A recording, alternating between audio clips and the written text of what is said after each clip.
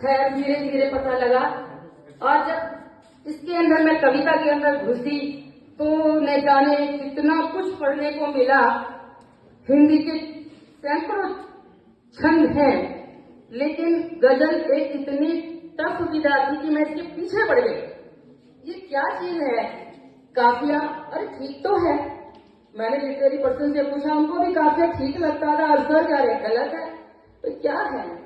खैर धीरे धीरे कहीं गूगल में पढ़ा, कहीं कुछ पढ़ा, सर निखारते रहे, और एक ऐसा वक्त आया कि मेरी गजल को सर ने टिक मार्क करना शुरू कर दिया, स्टार देने शुरू कर दिए।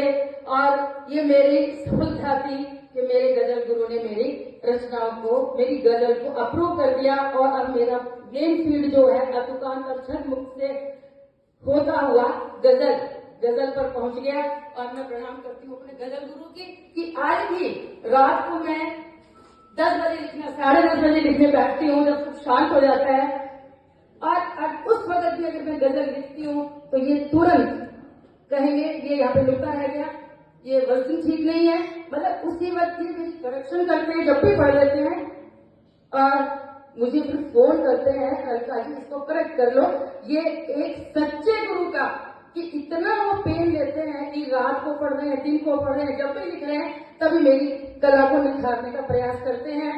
और इन्हीं के कारण, इन्हीं के विश्वास के कारण, गुरु एक विश्वास है, गुरु कोई व्यक्ति नहीं है, गुरु एक विश्वास है। और उस वरना वो कहता है आपकी गलत है, वो कहता है आपकी गलत है, किसको सही मानूं?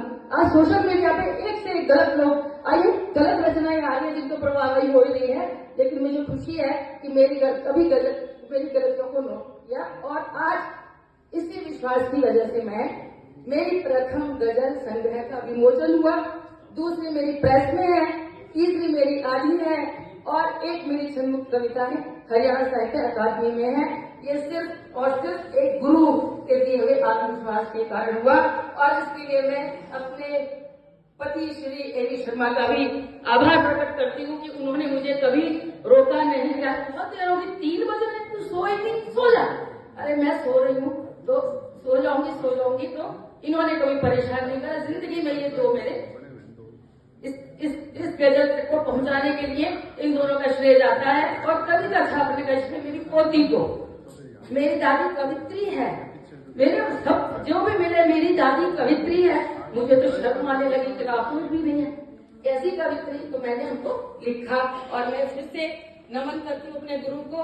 और अशोक जी आज आप दुखा देती हैं, आप हमारे बच्चे जैसे हैं, लेकिन आज मैं आपको भी नमन करती हूँ। मैडम सविता मेरी हेल्प नहीं है, लेकिन बाद में ऑफिशियली मेरे साथ काम करा इन्होंने। और काफी जी हैं, और मनोज ने मेरे को बेचैन और मनोज, आज के इस प्रोग्राम के पीछे जो हाथ है, बेचैन की सुझाव और मनोज जी का सक्रिय होना, एक्सेप्टेंस मैं कराऊंगा, इन लोगों को जाता है। और बाकी आप सबको बहुत लोग सारे हमारे परिचित है, हमारे ग्रुप के हैं, सभी का कहीं ना कहीं हमारे साथ संबंध रहा है। आप सभी का बहुत बहुत आभार। आप सुन रहे हैं, ये भी बहुत बड़ी आभार की बात है कि आप मेरे इस प्रसन्नता के क्षण में मेरे साथ हैं। आप सबका बहुत बहुत आभार, बहुत बहुत बहुत धन्यवाद। अच्छा, एक छोटा सा निवेदन और है, आप